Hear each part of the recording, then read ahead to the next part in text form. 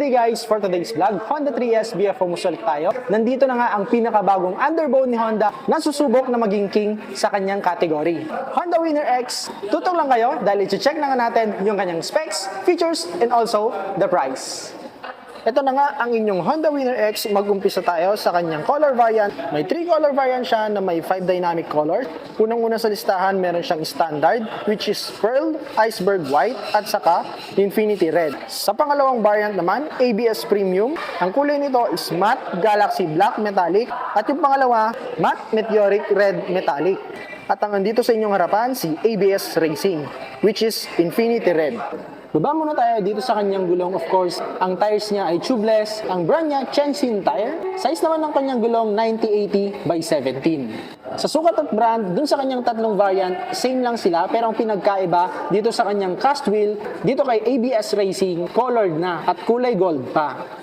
Sa design naman ng kanyang cast wheel, same lang sila sa dating underbone ni Honda na GTR. Sa braking system naman, dito na may pinagkaiba. Si standard, wala siyang ABS. At kung mapapansin nyo mamaya, yung price nung walang ABS at saka ni Sniper, same lang sila ng SRP.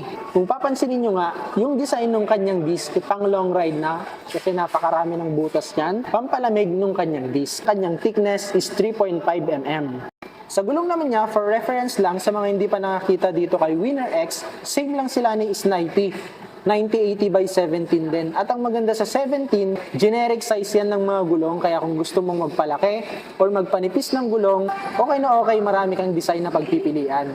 Fender naman natin dito sa kanyang harapan, mahaba na rin yung kanyang extension dito. And yung quality stand out naman kasi very premium yung pagkakagawa sa kanya. Sa color pa lang makikita mo, Hondang Honda. Sa bolts naman niya nandito na. Nakasanayan natin na nandito sa side. Other details nakalagay na rin dito na ABS na siya for premium at saka sa racing. Radiator naman nito nandito sa kanyang ilalim, which is more safer naman kesa dito sa pinakababa. Sa kanya namang suspension, meron siyang telescopic port at yung pagkaka-finish dito sa kanyang port, kapag makikita mo siya in actual, gunpowder black yung pagkaka-finish dito. Napakaganda, very premium. Na tayong pumunta dito sa pinakamagandang part niya, which is yung kanyang muka. Kung aggressiveness lang din, 10 out of 10 ang i-rate ko dito. Kung makikita nyo siya in actual, meron siyang pinakapangil dito. Ayan, no? Ito na yung kanyang pinaka daytime running light. Yung kanya namang headlight is split type na yan, kaya kahit na may kasalubong siya, hindi siya masakit sa mata. And of course, LED na lahat ng kanyang ilaw from headlight, turning lights, at saka yung kanyang tail light. Na very okay naman, mas tatagal yung battery mo kasi mas lesser sa battery consumption. I-rate naman natin yung kanyang looks. Di ba sinasabi natin, stock is good? At para sa akin, yung linya na yon ay bagay na bagay kay Winner X.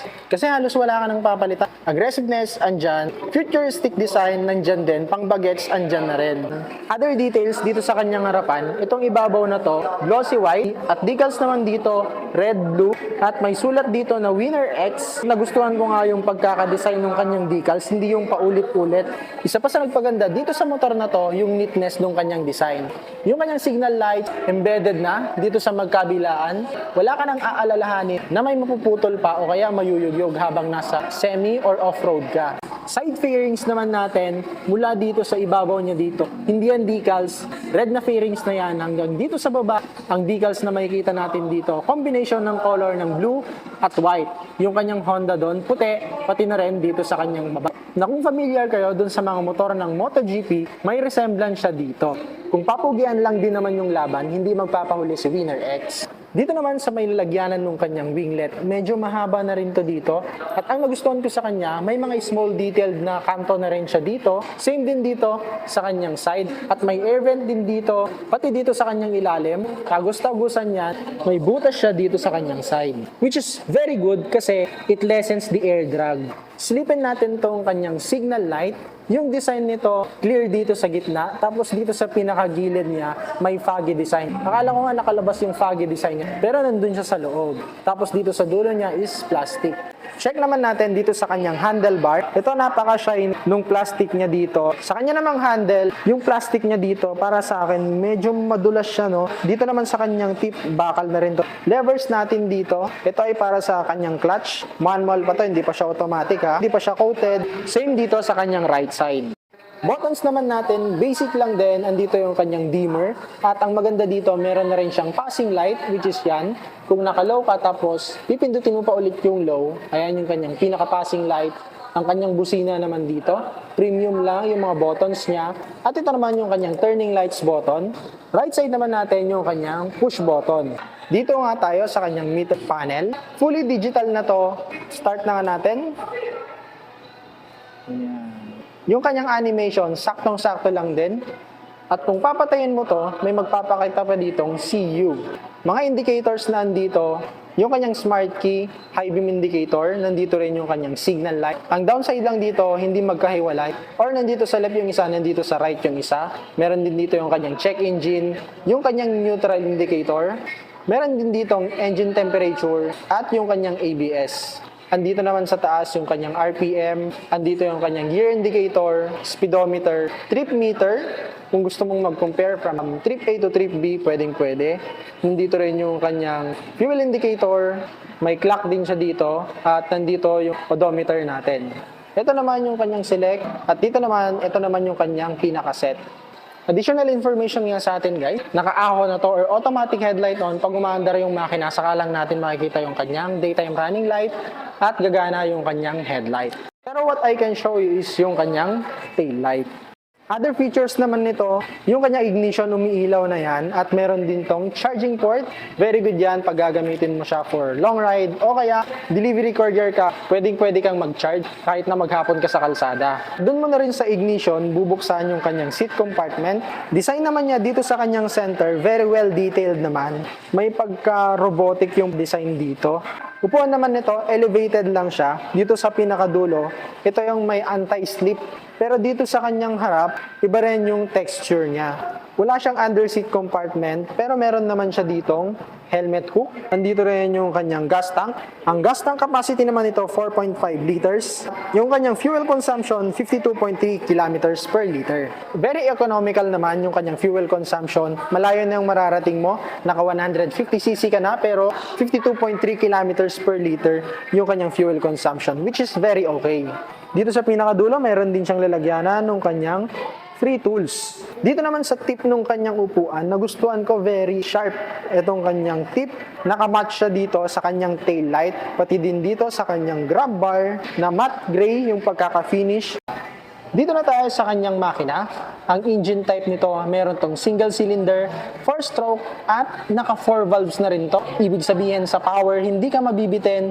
At ang maganda dito, double overhead cam na rin siya. At yung kanyang transmission, 6-speed, at for long ride capability, naka-liquid cooled na rin to, which is very good, and 150cc. At meron tong additional safety feature, meron siyang bank angle sensor.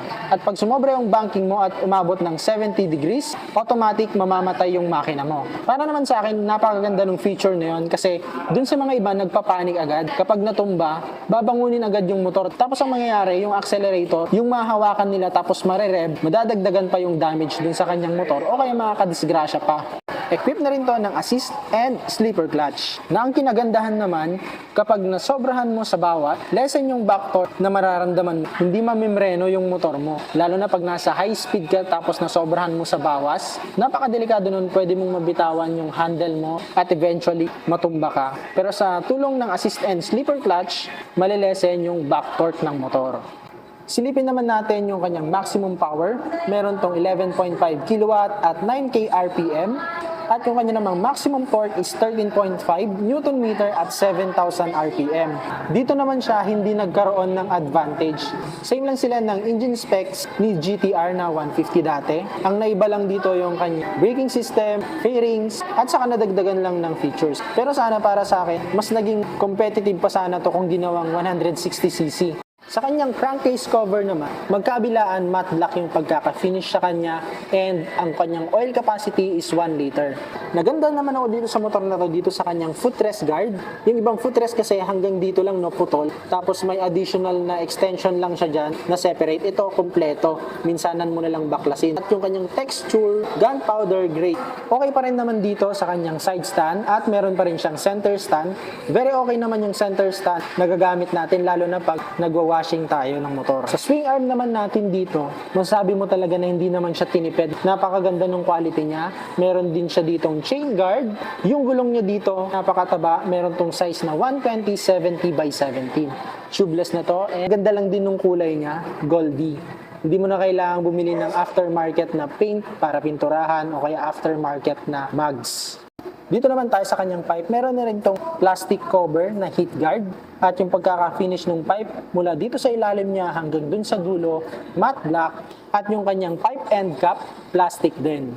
Decals naman niya dito sa kanyang side. Bagay na bagay yung kanyang Winner X dyan. Naka-emboss na yan at kulay silver. Dito naman sa kanyang side fairings dito, naka-indicate na rin dito na liquid cooled na rin to and double overhead cam. Ito naman yung itsura ng kanyang taillight. Very pointed, super aggressive. At kung gusto mo pa ng mas aggressive na looks, removable yung kanyang fender dito sa kanyang likod. Very slant din siya. At may signal light siya na kagaya ni Clint. Sa mga gusto namang kumuha ng ganitong motor, gawin nyo na lang akong reference. Tayo ay 5'6". Ayan. Unang sakay natin, yung comfort natin dun sa kanyang foam, medyo matigas siya. Underbone na underbone yung datingan. Pero dito sa kanyang handlebar, gusto ko yung position natin dito. Sa tingin ko, medyo mas malayong mararating mo dito bago ka mangalay. Sa paa naman natin, maluwang yung clearance natin dito. At maluwang yung kanyang turning radius. Ayan o. Kaya lang sumasabit na siya no, nung kanyang pagliko. Tapos yung paa natin dun sa baba, lapat naman. So hindi ka mahihirapan pag nasa traffic ka. Suspension niya, ganda yung suspension niya sa likod, pati yung kanyang harap. Yung kanyang meter panel, hindi ka mahihirapan na tumingin kasi medyo naka-incline siyang ganyan. Sa looks naman nakakapogi, no? SRP naman natin guys, for standard version, 123,900 pesos. Same sila ni Snipey. ABS Premium naman, 129,900 pesos. Additional 6,000 pesos lang. At itong kanilang top of the line, 131,900 pesos. Sa mga gustong mag-installment, ilalagay ko na lang dyan sa screen yung kanilang installment scheme. And take note guys, price may vary, depende sa kasa at location ng dealer na pupuntahan nyo. Sa mga malapit lang din dito, ilalagay ko na lang dito yung kanilang address, Facebook page, contact number, in case na gusto nyong mag-inquire dito sa motor na to o sa mga motor ni Honda. Sana nag-enjoy kayo dito sa vlog natin na to. Sa mga hindi pa po nakapag-subscribe na padaan lang, sana po makapag-subscribe kayo sa ating YouTube channel. Nag-upload po tayo ng mga bagong labas na motor ng kahit na anong brand. I-click nyo na rin yung notification bell para lahat ng upload natin ma-notify kayo. Please support me na rin po sa aking Facebook page, sa ating TikTok, na yung link po ay nasa description. At ito na nga, sa mga keyboard warriors natin, kumusta naman sa inyo si Winner X? Ang mga nasa inyong isipan, i-comment nyo na dun sa comment section below. Muli, hanggang dito na lang guys. Thank you for watching. Ride safe!